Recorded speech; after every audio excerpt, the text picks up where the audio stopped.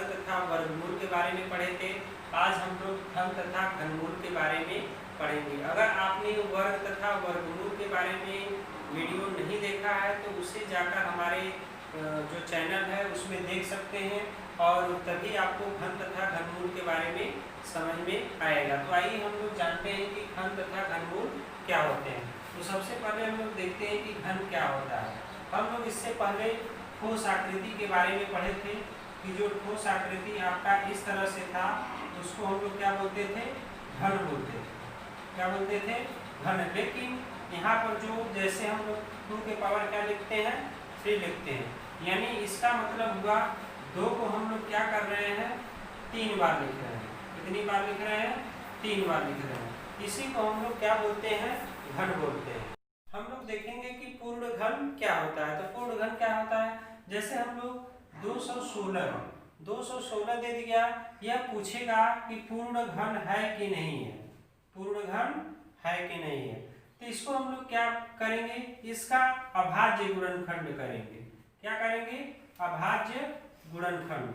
जब हम लोग अभाज्य गुणनखंड करेंगे तब हमको मालूम चलेगा कि यह पूर्ण घन है कि नहीं है। जैसे 216 है तो हम लोग 216 का क्या करेंगे, अभाज्य गुणनखंड निकालेंगे। क्या निकालेंगे, अभाज्य गुणनखंड। तो हम लोग इसको क्या करेंगे, 2 से पहले छोटी संख्या से काटेंगे। तो ये 2 एकम कितना होगा, 2 होगा। फिर 2 आठे कितना होगा, 16 होगा। फिर उसके बाद हम लोग क्या करेंगे, फिर 2 से काटेंगे। तो यह 2 पाँचे कितना होगा, 10 होगा। और 2 चौके कितना होगा, 8 होगा।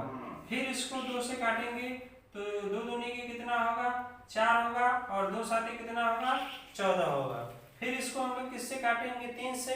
तो 3 नवा कितना होता है, 27। फिर 3 से काटेंगे, 3 त्रिके कितना होता है, 9। फिर हम लोग 3 से काटेंगे, 3 एकम 3। फिर हम इसको क्या लिखेंगे, 216 बराबर 2 गुणे 2 गुणे 2। फिर उसके बाद हम लोग लिखेंगे 3 गुणे 3 गुणे 3। तो इसमें हम लोग क्या करेंगे, इसका पेयर बनाएंगे। यानी ये आपका ये घन में क्या करते, 3 मैंने अभी आपको बताया था। जैसे 2 के पावर 3 है तो यह क्या लिखा रहेगा, 2 3 बार लिखा रहेगा। इसी तरह 216 है तो यह इसका 3 का पेयर बनेगा, 3 का। तो यह क्या होगा, 2 गुणे आपका कितना आएगा, 3।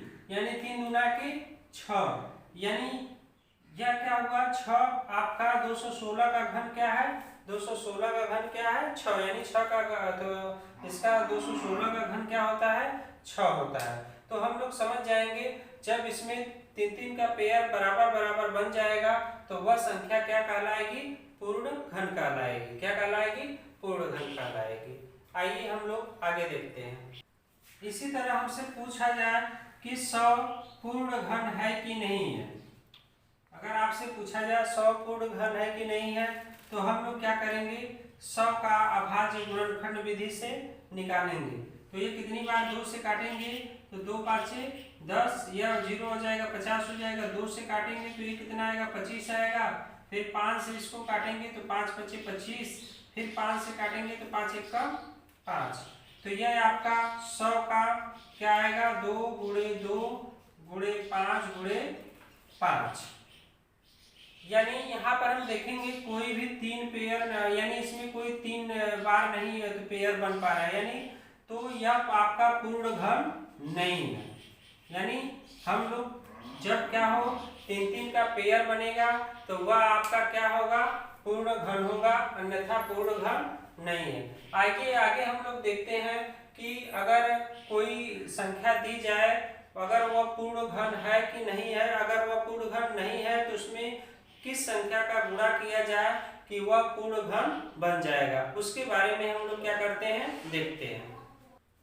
जैसे हम कोई संख्या ले ले 392 और 392 का हम लोग क्या करेंगे, अभाज्य गुणनखंड। हमको पता क्या करना है कि यह संख्या पूर्ण घन है कि नहीं। अगर पूर्ण घन नहीं है तो हम लोग किस संख्या से गुणा करें कि यह पूर्ण घन बन जाए।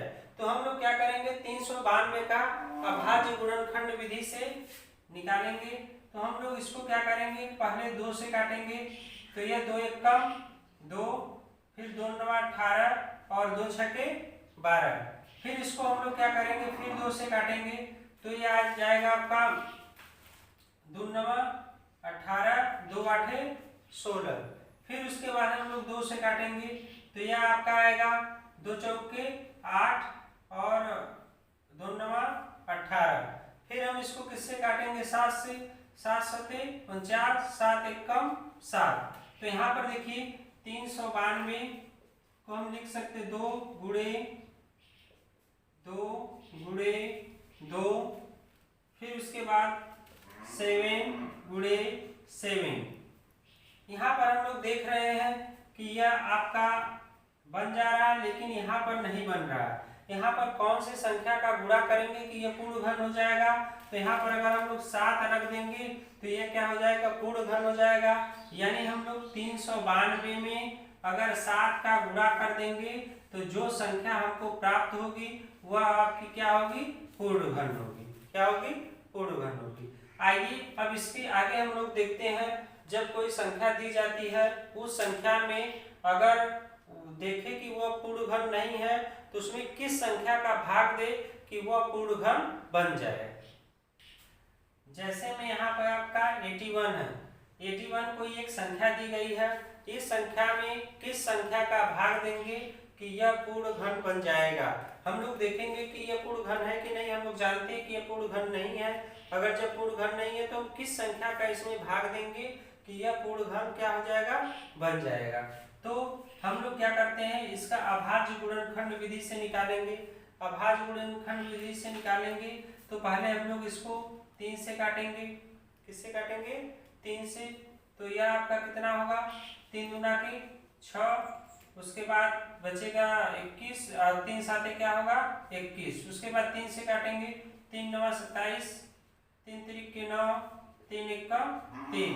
यानी हम लोग 81 का देखेंगे गुणनखंड तो 3 गुणे 3 गुणे 3 गुणे 3 यह आएगा। यानी 3 गुणे 3 गुणे 3। यानी हमने बताया कि यहाँ पर देखिए इसका पेयर बनाएंगे, यह बन जाएगा, यह 3 बचा।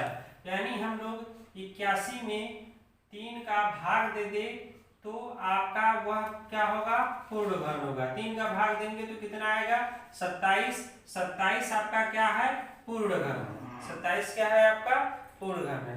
यानी हम भाग देकर भी बता सकते हैं कि यह संख्या पूर्ण घन है कि नहीं है। यानी पूर्ण घन नहीं है तो हम लोग उसमें कौन सी संख्या का भाग देंगे कि वह पूरा पूर्ण घन बन जाएगा। आइए अब हम लोग घनमूल के बारे में जानते हैं। आइए अब हम लोग घनमूल के बारे में जानते हैं कि घनमूल क्या होता है। घनमूल को हम लोग क्यूब रूट के नाम से भी जानते हैं। जो आपका क्यूब रूट होता है इसको हम इस तरह से प्रदर्शित करते हैं, ये आपका क्या है, क्यूब रूट है। और घनमूल जैसे हम लोगों से पूछ दिया जाए कि बताइए 1000 का घनमूल क्या होगा,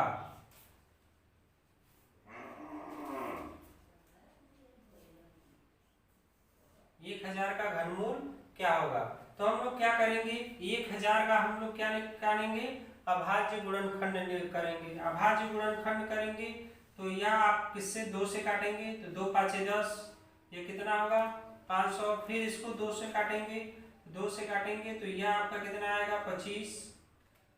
फिर 2 से काटेंगे तो कितना आएगा 125। फिर 2 से ले जाएंगे तो 2 6 के 12, सॉरी 2 से जाएगा नहीं। अब हम लोग किससे ले जाते हैं, 5 से ले जाएंगे तो ये आपका 5 दूना के 10, 5 5 25। फिर 5 से ले जाएंगे तो 5 5 25, 5 एकम 5। यानी 1000 का 2 गुणे 2 गुणे 2 गुणे 5 गुणे 5 गुणे 5। यानी ये आपका क्या घनमूल में 3 का बनाते हैं हम लोग। तो ये आपका 2 इसमें से लेंगे और 5 इसमें से लेंगे तो ये आपका कितना हो जाएगा 10 हो जाएगा। कितना होगा 10 होगा। यानी हम लोग 1000 का जो घनमूल है आपका वह कितना है, आपका 10 है। इसको हम लोग 10 के पावर 3 बराबर इतना भी लिख सकते हैं। यानी हम लोग इस तरह से क्या करेंगे, किसी भी संख्या का घनमूल निकालेंगे। अगले वीडियो में हम लोग आपको ट्रिक बताएंगे, ट्रिक के जरिए कि कितनी भी बड़ी से बड़ी संख्या हो 2 सेकंड में कैसे हम लोग किसी भी संख्या का घनमूल निकालेंगे।